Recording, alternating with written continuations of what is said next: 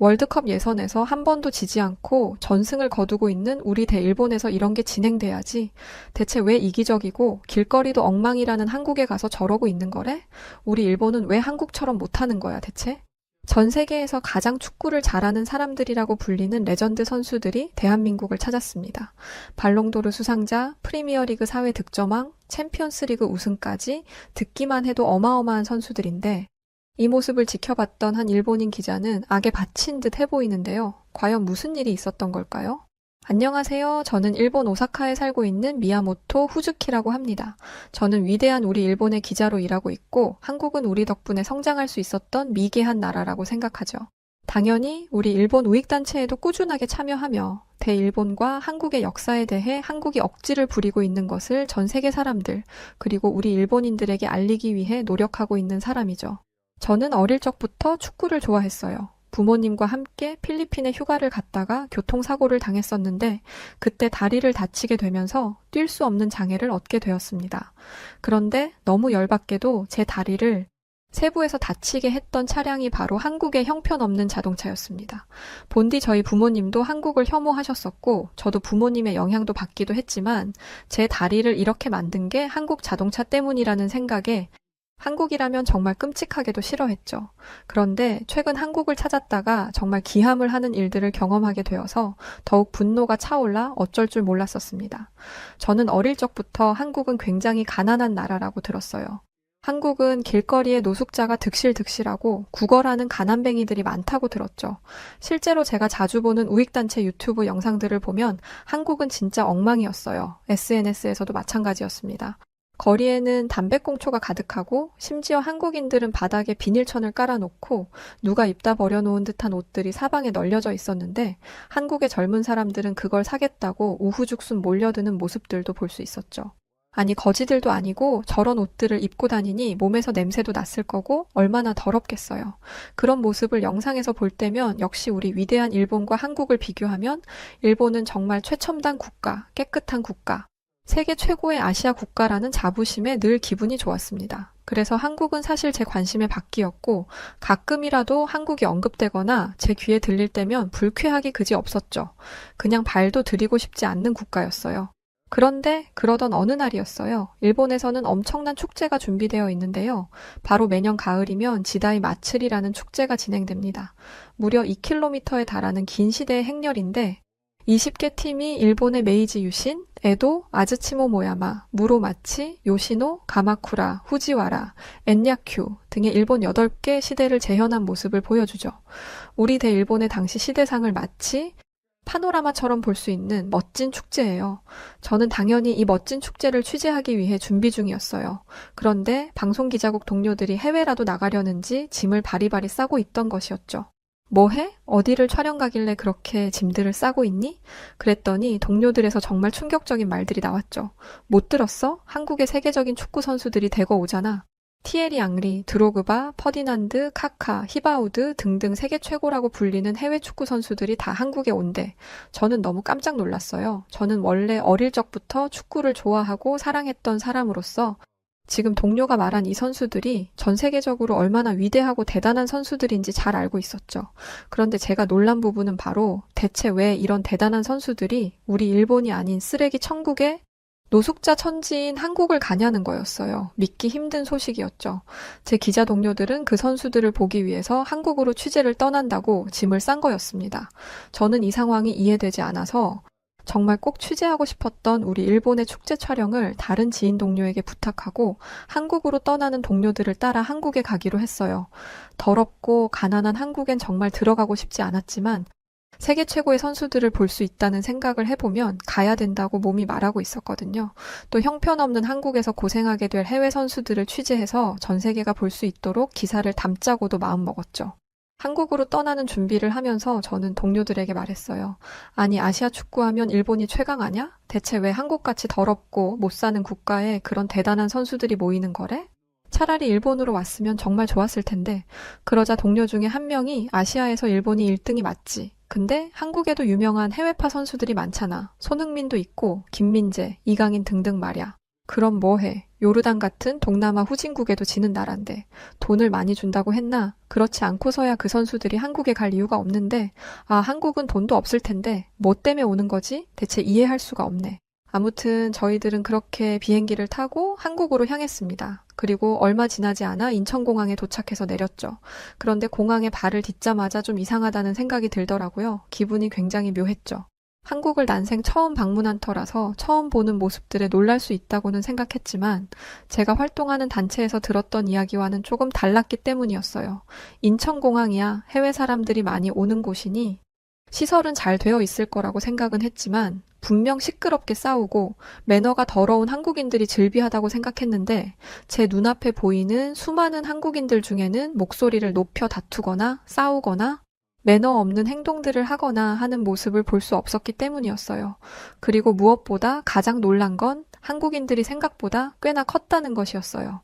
저는 키가 172cm로 일본에서 나름 키가 큰 걸로 상위에 속하는데 한국 남성들은 대부분이 180이 넘어가는 듯해 보였죠. 왠지 모르게 약간 자존심이 상한다는 느낌이 들었습니다. 한국인을 제가 아래에서 위로 올려다 봐야 했으니까요. 기분 나쁘더라고요. 어쨌든 한국에 오기는 했지만 한국인들을 위해서는 단 한 푼도 쓰지 않겠다는 유치한 생각을 하며 저희 취재팀이 예약한 호텔로 향했습니다. 호텔에 도착했을 무렵에 함께 왔던 동료가 A4 용지를 한 장씩 주더라고요.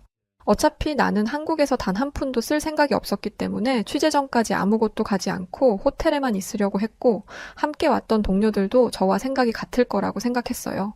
그런데 짐을 정리하자마자 우르르 호텔을 나가려고 하는 거였죠.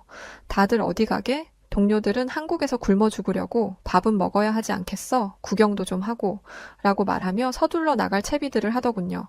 생각해보니 밥은 먹어야겠구나 싶어서 억지로 동료들을 따라 나섰습니다. 호텔을 나와 한국의 거리를 걷는데 굉장히 사실 혼란스러웠어요. 한국의 거리는 누가 봐도 더럽지 않았고 길거리에 노숙자의 노자도 찾아볼 수 없었거든요. 오히려 세련된 옷차림의 한국인들이 옹기종기 짝을 이뤄 길을 걸었고 그 모습은 마치 강대국인 미국의 라스베가스 거리를 보는 듯한 기분을 느끼게 했습니다. 그때쯤이었을 거예요. 소변이 마렵다는 생각에 화장실을 가야 했죠. 아까 호텔에서 미리 해결하고 나왔어야 했는데 한국의 모습에 지린 건지 그땐 안 느끼다가 호텔을 나와 걷기 시작하니 소식이 오더라고요. 그래서 저는 근처에 화장실을 찾았는데 마침 지하철로 들어가는 계단이 보이더군요. 동료들에게 잠시 다녀오겠다고 하고는 지하철이 있는 지하 계단으로 향했죠. 그리고 자연스럽게 개찰구를 통과하기 위해 표를 사려고 했습니다. 그런데 뒤따라온 동료가 갑자기 저를 말리더라고요. 지금 뭐 하냐면서요. 표를 사려는 저를 말리는 동료의 행동에 이상했어요. 아니 왜? 나 화장실 가야 한다니까? 그러자 동료가 폭소를 터트리며 말하더군요. 한국은 개찰구 통과 안 해도 돼. 저쪽에 안내판이 있으니까 안내판에서 화장실을 찾자. 네, 그랬어요. 사실 일본은 지하철역에 화장실이 있지만 보통 역 개찰구 안에 있기 때문에 화장실을 사용하기 위해서는 개찰구를 통과해야 합니다. 그래서 그 역을 통과하는 정기권이나 그 역에서 제일 저렴한 표를 끊어서 구매해야 안에 들어가 화장실을 이용할 수 있었거든요. 그런데 한국은 아니더라고요. 실제로 안내판으로 가서 보니 화장실이 개찰구 바깥쪽에도 있었고 누구나 필요하다면 무료로 이용할 수 있었던 겁니다. 솔직히 좀 이런 건 좋다는 생각을 했어요. 일본에서 갑자기 용변이 급하면 돈을 써야 하니 주머니에 돈이 없을 땐 난처할 때도 종종 있었거든요. 이뿐만이 아니었어요. 도착한 화장실에서 저는 감탄하고 말았죠. 이게 과연 수많은 사람들이 오고 가는 공중 화장실이 맞나 싶을 정도로 깨끗한 모습에 믿기지 않았습니다. 일본에도 깨끗한 화장실이 분명히 있기는 하지만 모든 곳이 깨끗하지는 않거든요. 만든 지 오래도 해서 낙후된 화장실들도 제법 많은데 한국의 화장실이 이렇게나 깨끗한 모습으로 유지되고 있다는 것에 당황했죠.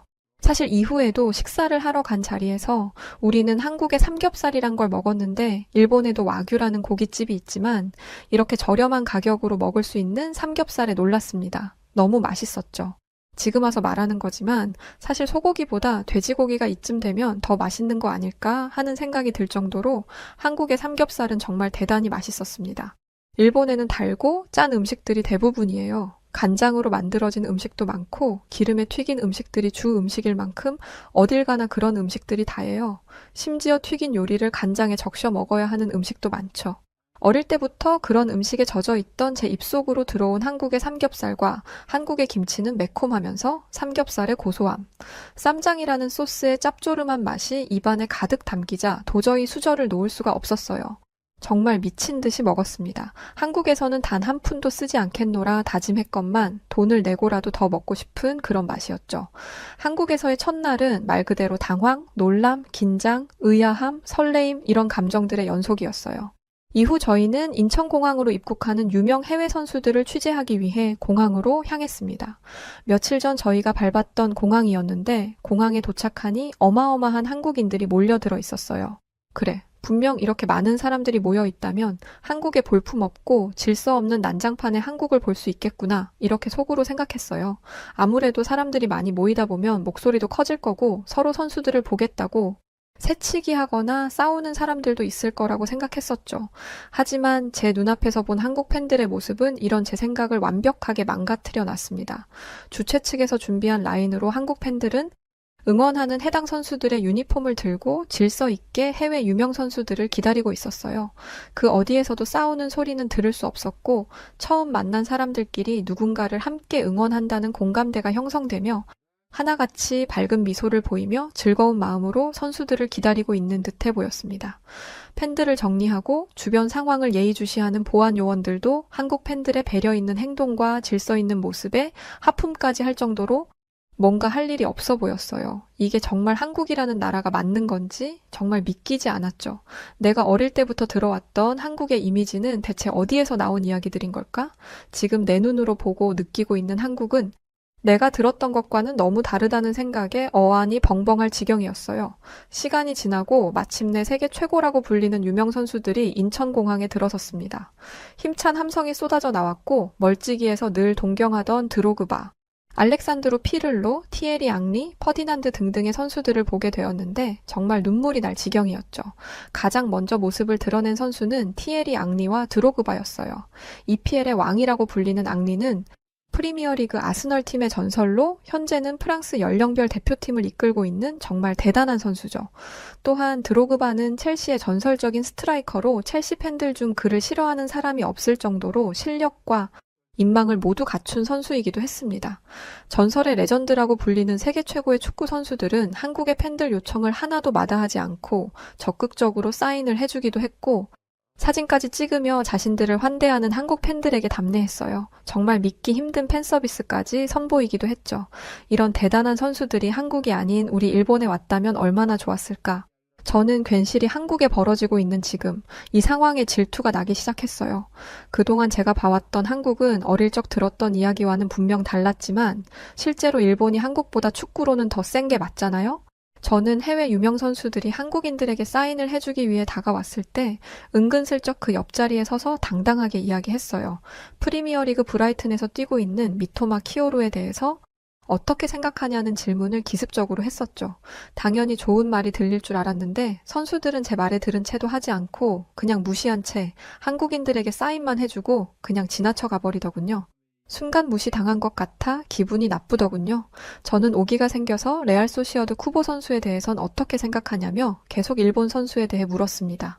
하지만 선수들은 그 어떤 코멘트도 하지 않고 그냥 지나가 버리더군요. 아니 한국 팬들에게는 이것저것 다 해주고 사진까지 찍어주더니 왜 내 질문에는 대답 한마디 하지 않는 걸까? 정말 차별당하는 것 같아서 분노가 속으로 차더군요. 그렇게 선수들이 버스를 타고 공항을 빠져나갔고 저는 열받는 마음에 카메라를 들고 다시 공항 안으로 뛰어들어갔어요. 왜냐면 분명 이렇게 많은 한국 팬들이 모여있던 자리에 쓰레기가 넘쳐 있을 거라고 생각했기 때문이었고 그 모습을 촬영해서 세계의 이런 형편없는 모습에 한국을 알리고자 하기 위함이었죠. 그런데 공항을 들어섰지만 그 어디서도 쓰레기를 볼 수 없었어요. 언제 그 많은 인파가 왔다 갔는지도 모를 만큼 공항은 바닥에서 빛이 날 만큼 깨끗했고 그 넓은 공간 안에 멀뚱멀뚱 카메라를 들고 서 있는 제 초라한 모습만 있을 뿐이었어요. 동료들은 제가 뭔가 헛헛해하는 모습을 하자 이제 그만하라며 대체 일본에 살면서 뭘 듣고 살았길래 한국을 그렇게나 싫어하는 거냐며 한국은 너가 생각하는 것처럼 못 살고 가난하고 더러운 나라가 아니라며 제 어깨를 토닥였고 어쩌면 한국이 지금은 일본보다 더 잘 사는 국가일지도 모른다는 이상한 말을 하기까지 했습니다. 아니, 너는 일본 사람 아냐? 한국이 일본보다 더 잘 사는 국가라니 무슨 말도 안 되는 소리를 하고 있어? 그러자 동료는 그제서야 자신의 이야기를 해주었죠. 동료였던 하나키는 어머니가 교수님이었는데 미국 학교에서 강의를 해야 할 일이 생겨 어머니를 따라 미국에서 잠시 시간을 보냈던 적이 있었다고 했습니다. 미국에 갔을 때 미국에서 우리 일본 교수였던 어머니를 강사로 부른 것에 매우 큰 자부심을 가지고 있었다고 했었죠. 그런데 막상 미국에서 정작 일본의 현실을 깨닫고 한동안 자신도 방황했던 적이 있었다더군요.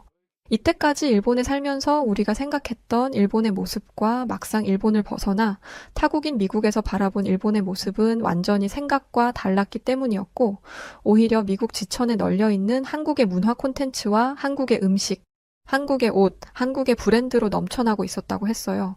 그러면서 하나키는 그때부터 한국이 질투나긴 하지만 확실히 우리 일본보다 지금 시점에서는 더 앞서고 있는 게 아닐까 하는 합리적인 의심을 하기 시작했었대요.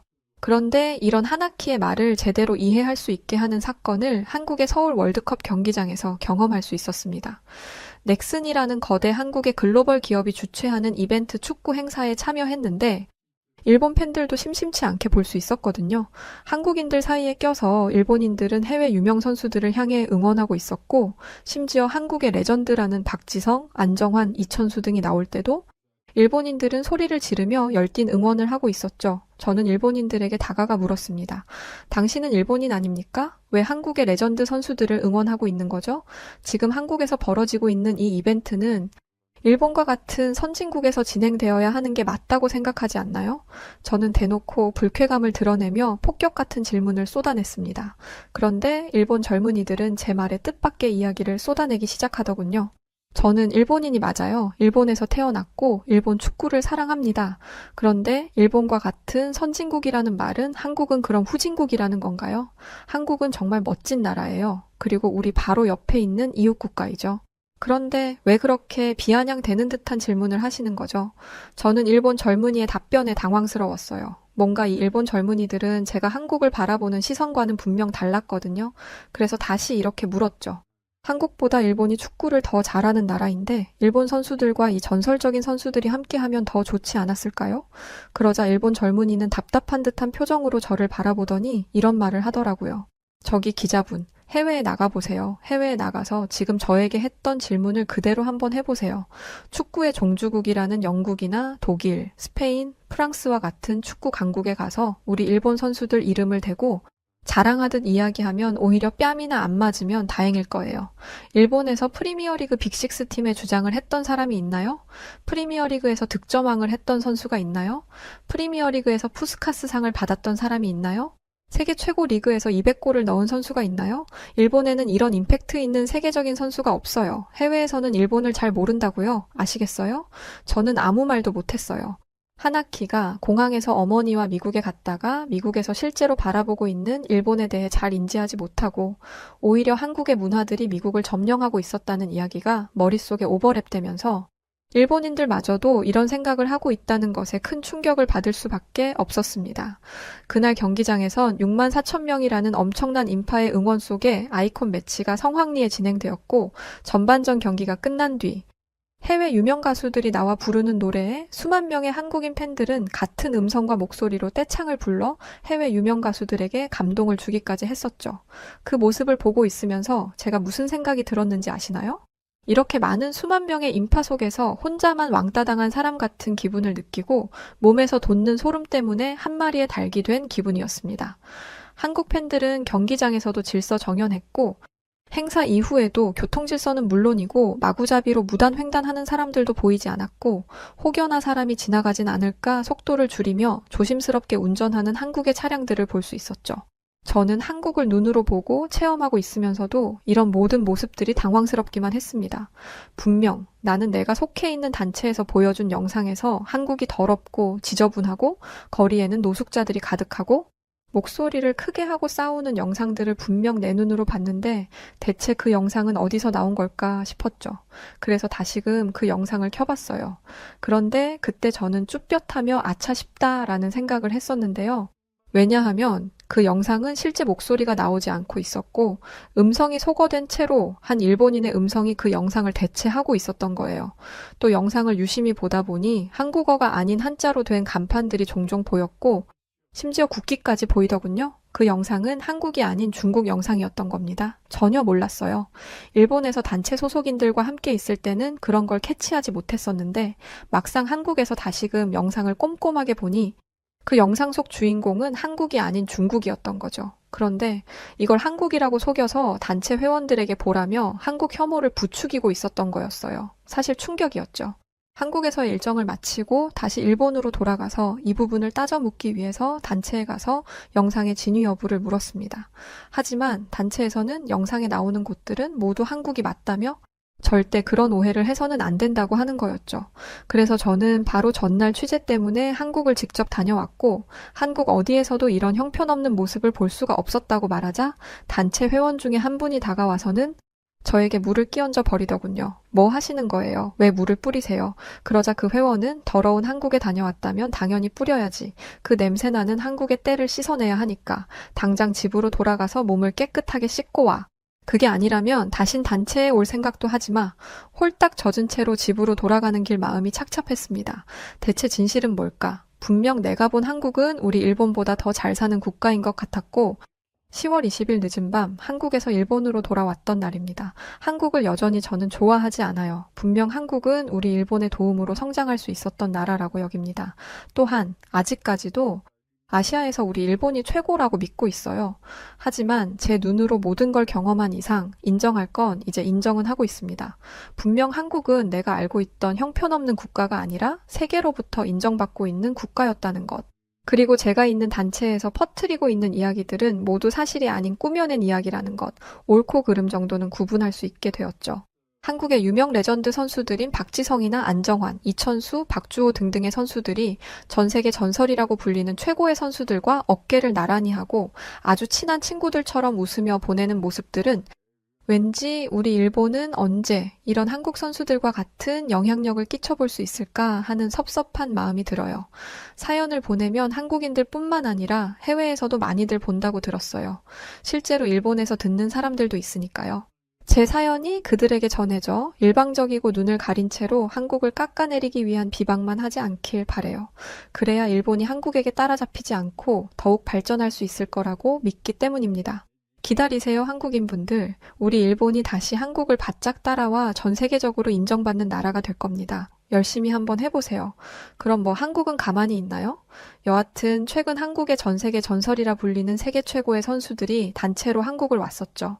이건 전 세계적으로 이례가 없는 정말 놀라운 일이라고 하더라고요. 그런데 우리 대한민국에서 이런 아이콘 매치가 성사되었다니 정말 너무 감동적인 순간이네요. 여기 한국은 더럽고 지저분할 뿐만 아니라 가난한 어린 학생들을 왕따시키는 것은 물론 상류층 학생들은 그런 가난한 학생들을 괴롭히는 말도 안 되는 나라라며 경악해하고 있는 영국인이 있습니다. 그렇지만 그는 한국의 학교에 들어서자마자 충격적인 장면들을 보고 크게 경악해하고 마는데요. 그 영국인은 한국의 무엇과 어떤 것을 받기에 이토록 경악하고 만 것일까요? 안녕하세요. 저는 영국에서 온 에밀리아 콜린스라고 합니다. 저는 영국의 공립초등학교 교사로 일을 하고 있었는데 어느 날 한국과의 교류를 위해 교사들 중 몇 명을 한국으로 보내라는 공문이 내려왔어요. 솔직히 저는 한국이라는 나라에 부정적인 생각을 가지고 있었습니다.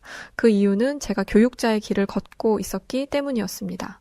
한국에 대해 처음 알게 된 건 교육대학에 다니고 있던 대학생 때였습니다. 어느 날 고등학교 친구 한 명이 저에게 드라마 한 편을 추천해 주었어요. 저는 드라마 광이거든요.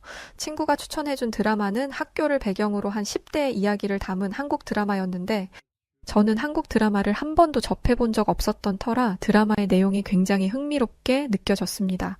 그런데 얼마 가지 않아 제 기대는 산산조각 났어요. 그 드라마에는 상류층 자제들이 다니는 학교가 나왔는데 그 학생들은 가난한 학생 한 명을 괴롭히고 무시했습니다. 드라마에는 과장이 있을 수밖에 없다는 걸 알기에 최대한 중립적인 시선에서 드라마를 시청하려고 했지만 드라마의 후기에 달린 다른 아시아인들의 이야기를 들어보면 그 드라마는 사실임이 분명했어요. 한국은 빈부격차가 굉장히 심하기 때문에 교육에 대한 차이도 엄청나다는 아시아인들의 증언이 넘쳤거든요. 제가 태어난 영국도 사립학교와 공립학교가 존재했지만 한국 정도는 아니었습니다. 또 대놓고 가난한 아이를 괴롭히는 일은 절대 있을 수 없었어요. 저는 한국에 대한 부정적인 인식을 가진 상태에서 대학을 졸업하고 교사가 되었습니다. 그렇게 몇 년이 지나고 한국이라는 나라가 머릿속에서 거의 잊혀갈 쯤 한국으로 갈 교사를 선택하라는 공문이 내려온 것이었죠. 저는 당연히 안 가려고 했습니다. 하지만 제가 갈 수밖에 없는 상황이었어요. 우선 대부분의 교사들이 기혼자였습니다. 저 외에 미혼인 교사들이 있기는 했지만 그 중에는 약혼자가 있는 교사도 있었습니다. 또 이 사실을 모두가 알고 있었죠. 배우자도 있고 약혼자도 있는 사람을 해외로 1년 동안 보내는 건 말이 안 됐다 보니 한국으로 갈 교사는 싱글로 추려졌습니다. 최종적으로 제가 선택되었죠. 한국행이 결정된 후 저는 친하게 지낸 중국 친구에게 이 사실을 알렸습니다. 그러자 그 친구는 길길이 날뛰며 어떻게 저를 그런 나라에 보낼 수 있느냐 화를 냈어요. 얼마나 화를 내는지 제가 더 당황해서 진정시킬 정도였죠. 그 중국인 친구가 화를 내는 이유는 이러했습니다. 한국인들은 더럽고 그들이 사는 곳은 지저분해. 그리고 그곳을 중국인 척 둔갑시켜 인터넷에 올린다니까? 그뿐만이 아니야. 중국이 북한을 도와주는 걸 싫어하기 때문에 중국에 대한 안 좋은 소문을 퍼뜨리고 있는 나라야. 실제로 한국에 가보면 한국은 빈부격차가 너무 심해서 길거리에서 굶어 죽는 사람들도 있고 TV나 인터넷에 한국이 잘 사는 모습들이 나오고 있는 건 전부 다 새빨간 거짓말이야. 친구에게 들은 한국의 모습은 처참했습니다. 특히 한국도 마찬가지라는 점에서 경악을 금치 못했어요. 교육은 나라에서 책임을 져야 하는 것인데 한국은 잘 사는 애들의 교육에만 신경을 쓴다는 것이었죠. 이런 나라에서 아이들을 가르쳐야 한다니 눈앞이 캄캄했습니다. 그런데 어떡하겠어요. 제가 한국으로 가는 것은 정해진 사실이었고 저는 1년만 채우자고 생각하며 도살장에 끌려가는 소마냥 비행길에 올랐습니다. 비행기에서 내려 한국 학교의 인솔자를 만나고 학교에서 마련해준 집으로 가는 내내 본 한국은 굉장히 발전된 모습이었습니다. 하지만 전 이 모습이 전부가 아니라는 걸 이미 알고 있었어요. 이렇게 화려해 보이는 곳을 조금이라도 벗어나면 먹지도 못하고 입지도 못해 굶어 죽는 사람들이 깔려 있다는 걸 알았으니까요. 학기가 시작하기 전까지 인솔자가 저를 데리고 이곳저곳을 데리고 다녔지만 모든 게 다 가증스러웠습니다. 다른 지역에 가고 싶다고 해도 서울에도 볼 것이 정말 많다 라며 서울에서 즐길 걸 다 즐기고 다른 지역으로 가자는 변명만 나열했죠. 제가 한국의 참상을 보고 실망할까봐 걱정하는 것 같았습니다. 저는 속으로 생각했어요. 어리석은 사람이네. 나는 이미 모든 걸 알고 있는데 라고 말이죠. 그렇게 학기가 시작되었습니다. 한국의 학교는 실로 대단했어요. 분명 공립학교라고 했는데 사립학교인 줄 알았습니다. 학교 내부와 외부는 깔끔하게 리모델링 되어 있었고 운동장에는 잔디가 깔려 있었어요. 교실도 마찬가지였습니다. 칠판이 갑자기 영상 스크린으로 변하질 않나? 학생들은 개인용 태블릿을 가지고 있지를 않나? 놀라움의 연속이었죠. 게다가 태블릿은 학교에서 무상으로 제공되는 것이었습니다. 사립학교처럼 학비가 비싼 것도 아니고 나라의 세금으로 운영되는 학교에서 이게 가능하다니. 솔직히 말해서 아무리 영국이라도 이런 파격적인 혜택은 불가능합니다. 만약 학생들에게 세금으로 태블릿을 제공한다면 시위가 일어날 수도 있어요. 학생들에게 그렇게까지 할 이유가 뭐냐면서 말이죠. 특히 저를 놀라게 한 건 모든 교실마다 설치되어 있는 난방시설이었습니다. 에어컨과 난방이 가능한 시스템 에어컨이 어딜 가든 있었어요. 한국인들 입장에서 이건 당연한 일이겠지만 저에게는 아닙니다. 영국의 여름에 수업을 하면 머리끝부터 발끝까지 땀에 푹 젖을 정도였어요. 그런데 한국에서는 그러지 않아도 됐습니다. 이게 다가 아니에요. 공기청정기부터 가습기까지. 저희 학교가 제가 살던 집보다 훨씬 좋았습니다. 하지만 여전히 제 마음속에는 불신이 가득했습니다. 공립학교의 수준이라곤 믿기지 않을 정도로 엄청난 시설임은 분명하지만 여기는 서울이었으니까요. 그렇게 한 달이 지났고 교장 선생님과의 면담이 있었습니다. 그동안 무엇을 느꼈는지, 지내는 동안 불편한 것은 없었는지 등등을 나누는 시간이었죠. 저는 그 자리가 매우 불편했습니다. 한국의 좋은 모습만을 영국에 알리라는 무언의 압박 같았거든요. 저는 없는 말은 못 지어내는 성격이라 교장 선생님에게 이렇게 말했습니다. 이 학교에서 본 모습은 실로 대단해요. 그런데 이 내용을 영국에 알릴 수는 없을 것 같아요. 교장 선생님도 저를 인솔하는 도움이 선생님도 의아해하며 이유를 물었어요. 저는 서울이 아닌 지역이 얼마나 참혹한지 이미 알고 있다고 말했습니다. 그러자 두 선생님은 대체 어디서 그런 이야기를 들었냐며 펄쩍 뛰었어요. 그건 말도 안 되는 거라면서요. 저는 도움이 선생님에게 그 정도로 떳떳하면서 왜 다른 지역에 가고 싶다는 내 의견을 무시했냐고 물었습니다. 그러자 도우미 선생님은 정말 억울하다는 표정을 지으며 정말 서울에서 볼 게 많아서 그랬다고 대답했어요. 다른 지역에 가는 건 시간적인 여유가 필요하니 방학이나 긴 휴일을 이용하려 했다면서요. 정말 억울해하는 도우미 선생님에게 교장 선생님은 당장 이번 주에 시골에 있는 학교를 탐방하고 오라고 지시하셨습니다. 저는 그 며칠 뒤 기차를 타고 버스를 3번이나 갈아타야 나오는 시골에 있는 학교에 방문했습니다. 저는 그곳에 도착할 때까지 중국인 친구에게 들었던 끔찍한 참상을 보지 못했어요. 서울에 있는 건물들보다는 오래된 건물이었지만 지저분하기는커녕 고즈넉한 느낌까지 났습니다.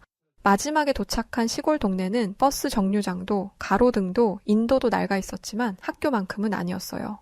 노란색 학교 버스와 학교 주변의 인도는 모두 새 것이었고 학교는 서울 학교에 뒤지지 않을 정도로 크고 깨끗하고 아름다웠습니다. 또 그곳의 아이들은 태어나서 단 한 번도 끼니를 거른 적이 없어 보일 정도로 건강하고 행복해 보였어요. 저는 제 실수를 인정했습니다. 다른 사람의 말만 듣고 한국을 오해한 것에 대해 사과하자 도우미 선생님은 이제라도 오해를 풀었으니 다행이라며 넓은 마음으로 제 잘못을 용서해 주었어요. 솔직히 당시에 저에게 화가 나서 도우미 선생이고 뭐고 못하겠다며 저를 무시해 버릴 거라고 생각했습니다. 하지만 그러지 않는 모습을 보면서 저는 한국인에 대한 두터운 신뢰를 갖게 되었어요. 제가 가지고 있던 선입견을 버리고 나니 한국 학교만의 놀라운 특징이 눈에 들어오기 시작했습니다. 교육 환경, 가르치는 내용, 교사들의 수준 등등 칭찬할 것들이 한두 개가 아니지만 그 중에서도 가장 인상 깊었던 것들을 말하자면 그건 바로 밥입니다. 한국인들에게 이 이야기를 하면 그게 놀라울 게 뭐가 있냐는 반응을 합니다. 저는 이런 여유로운 반응도 너무나 부럽습니다. 제가 놀라움을 금치 못하고 전 세계 친구들에게 자랑했던 것들이 한국인들에게는 당연한 것인 거니까요. 제가 놀라워했던 것은 바로 한국의 급식입니다. 제 사연을 듣는 여러분도 급식이 뭐 어때서? 라고 생각하고 계시지 않나요?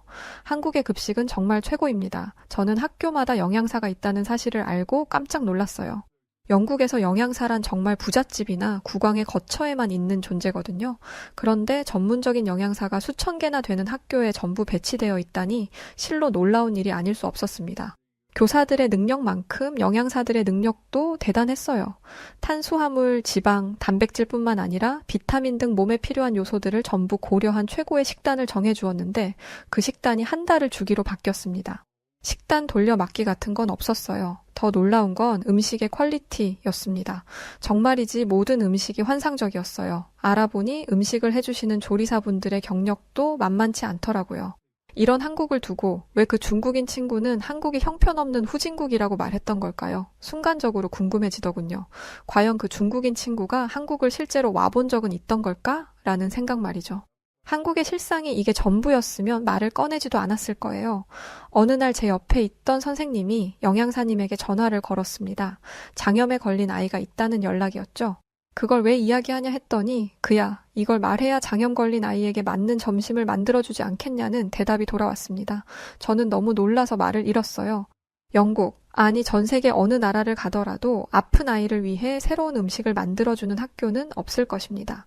그것도 급식 시간 몇 시간 전에 전달받는 내용을 가지고요. 영국에서는 아픈 아이가 있으면 따뜻한 차를 한 잔 주거나 밥을 못 먹을 정도라면 귀가를 시킵니다. 만약 부모가 당장 오지 못하는 상황이라면 그 아이는 밥도 못 먹고 양호실에 누워 있어야만 해요. 한 번은 그렇게 있던 아이가 구급차에 실려간 적도 있었습니다. 이런 일이 있었는데도 학교는 아무런 책임도 지지 않았어요. 아픈 아이가 이렇게 된 건 아픈 자녀를 학교에 보낸 부모의 책임이니까요. 그런데 한국은 달랐습니다. 게다가 알레르기가 있는 아이들은 따로 음식을 받는 곳이 있었어요. 영국에서는 알레르기가 있다면 무조건 도시락을 싸와야 합니다. 그런 아이들 것까지 챙겨줄 여유는 없다는 거죠. 저는 대체 아이들이 급식비로 얼마를 내길래 이 정도의 급식이 가능한 건지 물어보았습니다. 그랬더니 질문을 들은 선생님은 지금 무슨 소리를 하는 거냐라는 표정으로 저를 바라보면서 충격적인 대답을 했어요. 급식을 먹는데 돈을 왜 내죠? 맞습니다. 한국의 학교는 무상급식을 하고 있었어요. 물론 교사들에게는 급식비를 받았지만 밖에서 나가 먹는 것보다 저렴했으니 교사들도 안 먹을 이유가 없었습니다. 저는 급식비에 이렇게 많은 세금을 투자하는 걸 한국인들이 반대하지는 않는지 물어보았어요. 영국에서는 유상급식이 당연한 것이다 보니 무상급식을 하는 순간 엄청난 반발이 있을 게 뻔했거든요. 그러자 그 선생님은 애들 먹이는데 돈 아까워하는 한국인은 없을 거라며 단호하게 말했습니다. 저는 제가 보고 느낀 것들을 개인 SNS에 올리기 시작했어요.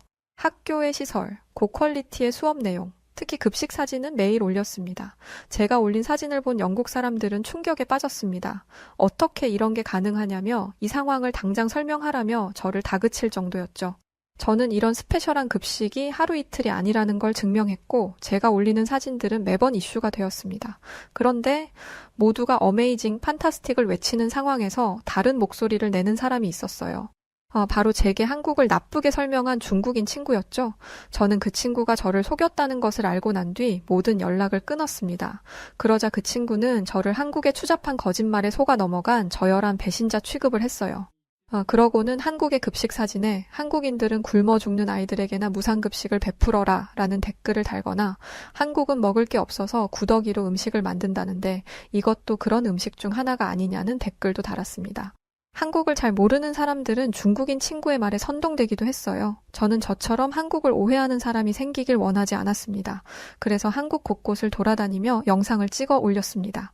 처음엔 긴가민가 하던 사람들도 점점 제 영상을 신뢰하게 되었고 영상을 본 한국인들과 외국인들의 증언이 쏟아지며 중국인 친구의 주장은 점점 힘을 잃어갔어요. 오히려 이상한 소문을 퍼뜨리지 말라는 욕을 먹기까지 했죠. 여기서 끝이 아니었습니다. 함께 일하던 동료이자 중국인 친구를 알고 있는 한 교사를 통해 중국인 친구가 일자리를 잃었다는 소식을 듣게 되었어요.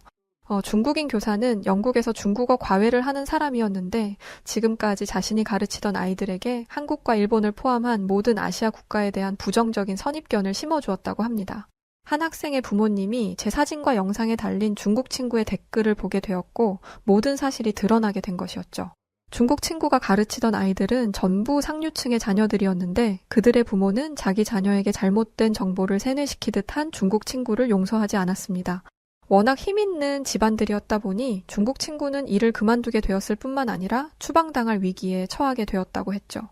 그 친구의 거짓 정보에 휘둘렸던 한 사람으로서 통쾌하기 그지없었습니다.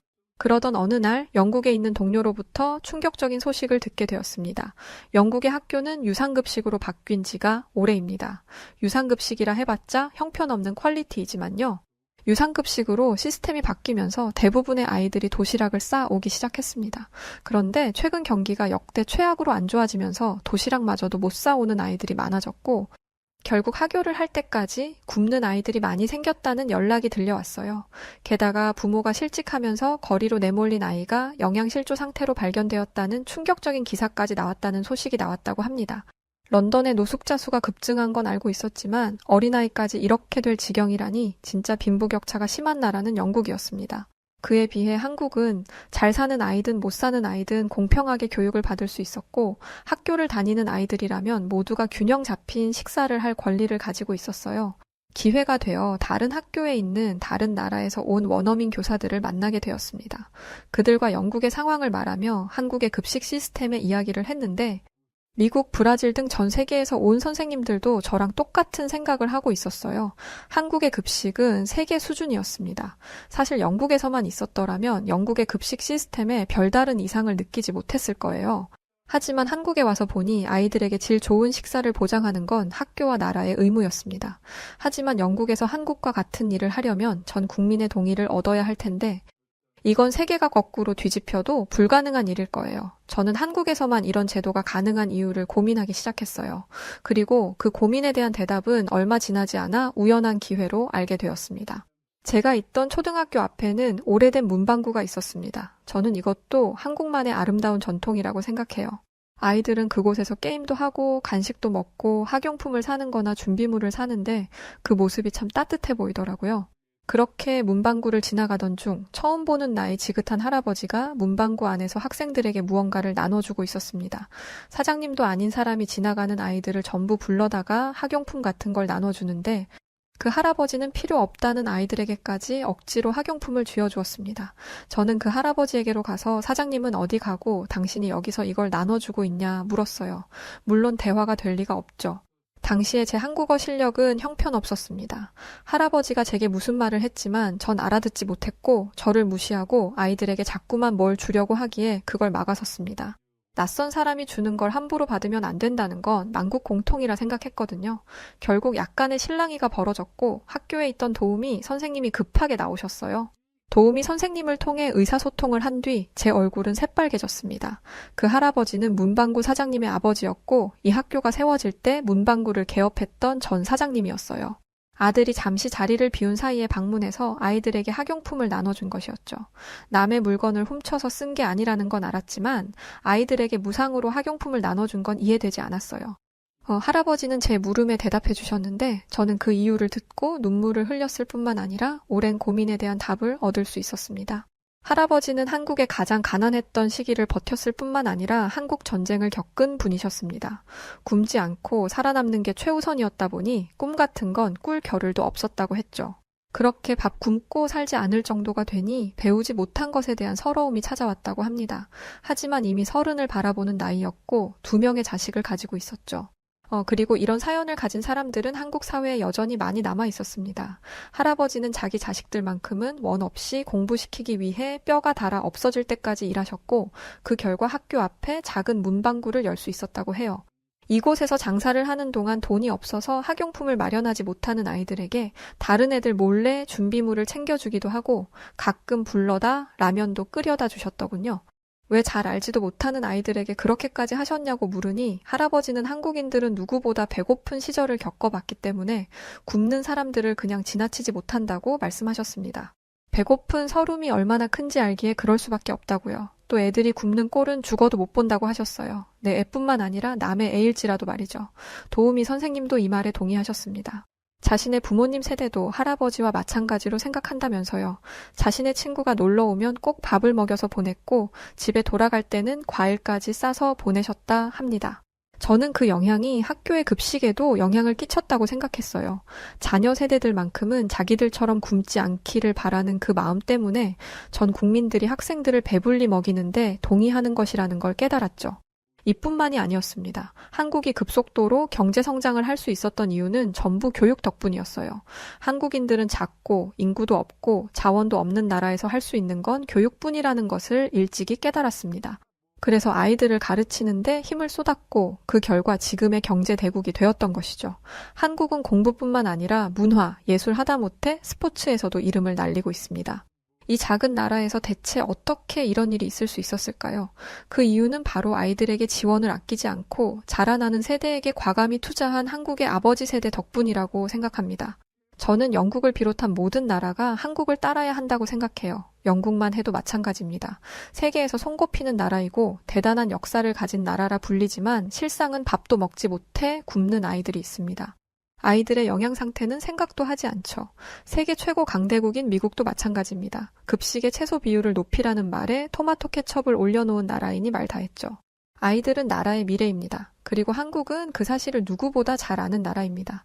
저는 전 세계가 이 사실을 알 수 있도록 노력하고 있습니다. 그래서 한국에 있는 기간을 더 연장했었어요. 그렇게 1년이 될 줄 알았던 서울살이가 3년 가까이 되도록 한국에서 머물렀었고 지금은 한국을 떠나 영국에서 아이들을 가르치고 있지만 늘 한국에서 경험했던 일들을 가슴속에 담아두고 있습니다. 한국에서 봤던 문화와 아이들을 대하는 어른들의 마음가짐, 이 모든 게 지금 저에게 초석이 되어 영국에서도 꽤나 인기 있는 선생님으로 인정받고 있어요. 과연 제가 한국을 몰랐다면, 한국을 경험하지 않았다면 이렇게 인기 있는 선생님이 될 수 있었을까요? 한때 중국인 친구의 말에 속아 한국을 크게 오해했던 지난 날이 매우 후회스러울 뿐입니다. 앞으로도 한국에서 배운 삶의 지혜들을 품고 더 열심히 정진하고 아름다운 인생이 될 수 있도록 최선을 다해 지내겠습니다. 그리고 저에게 도움을 줬던 도우미 선생님을 비롯한 한국인 분들에게도 진심으로 감사의 인사를 전합니다. 자, 오늘 사연은 미디어 속 드라마와 중국인 말에 속아 한국을 크게 오해했었던 영국인 선생님, 에밀리아 콜린스 씨의 에피소드를 담은 소중한 사연이었습니다. 오늘의 사연 어떻게 들으셨나요? 오늘은 봄비가 내려서인지 날이 좀 쌀쌀했던 것 같은데 건강관리 잘 하시고요. 오늘 사연이 즐거우셨다면 구독과 좋아요, 알림 설정 부탁드려요. 그리고 감기 걸리지 않게 조심하시고 오늘은 여기서 인사드리겠습니다. 그럼 지금까지 해외 다양한 감동적인 사연들을 읽어드리는 여우튜브 송은지였고요. 끝까지 시청해주신 모든 분들께 진심으로 감사드립니다. 고맙습니다.